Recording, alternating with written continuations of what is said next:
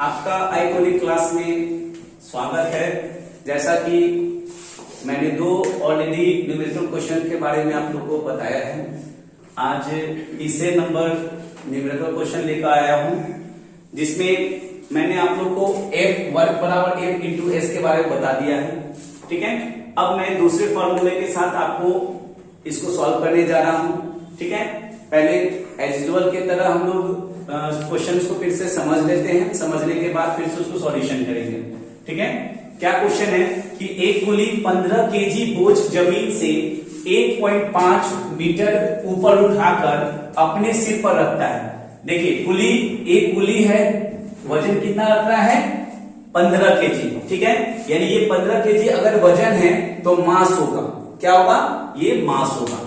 तो कुली जो सामान बोझ अपने सिर पर रखा है वो बोझ कितना केजी का है, 15 केजी का है। ठीक है, अब वो 15 केजी बोझ सामान जब लेकर कितने ऊंचाई पर रख रहा है, 1.5 मीटर पर। ठीक है ना, कितना रख रहा है, 1.5 मीटर, यानी 1.5 मीटर जमीन से ऊपर होगा जो कि सिर पर होगा, तो इसको हम लोग हाइट बोल सकते हैं। ठीक है, उसके बाद क्या है, उसके द्वारा लगाए गए बल, यानी उसके द्वारा जो फोर्स लगा है, ठीक है, बोझ लगाए पर किए गए कार्य की गणना करना है। ठीक है, याद रखिएगा, जैसे कि मैंने फॉर्मूला में ऑलरेडी बताया था कि अगर कोई सामान अगर आप ऊपर की ओर रखते हैं तो पृथ्वी उसको अपनी ओर खींचती है।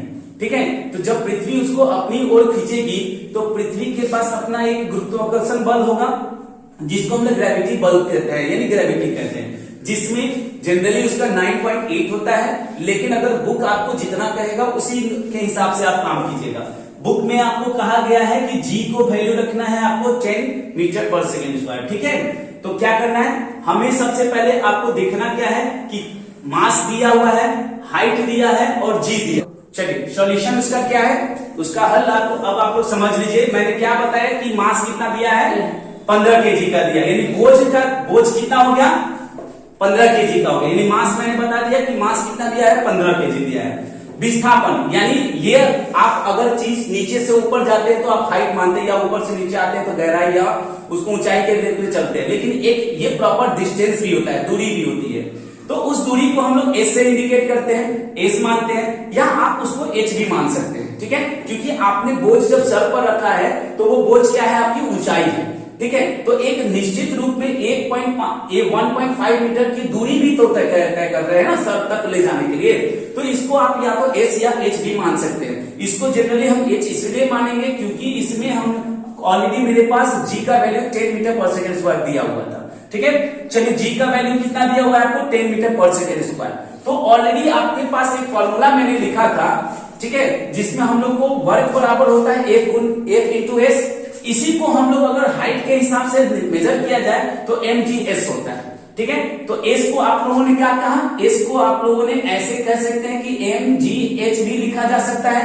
ठीक है, क्योंकि आपने कहा कि हम लोगों ने समझा देखा क्या कि h को s के बराबर माना गया। ठीक है ना, तो क्या हो गया, m का वैल्यू आपके पास कितना दिया हुआ, 15 केजी दिया हुआ है, कितना है 15 केजी। जी का वैल्यू आपके क्या दिया हुआ है, 10 मीटर पर सेकेंड स्क्वायर। ठीक है, और डिस्टेंस यानी हाइट कितना कवर किया, 1.5 मीटर।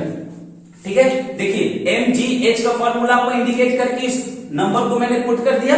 अब इसको गुना करेंगे, मल्टीप्लाई करेंगे तो ये आ जाएगा 225 जूल। ठीक है, यानी इतनी कैलकुलेशन करने के बाद, इतनी समझने के बाद एक समझ आया कि जो पुली था, वो जो बोझ उठाया था, उसका वर्क कितना लग रहा है, 225 जूल।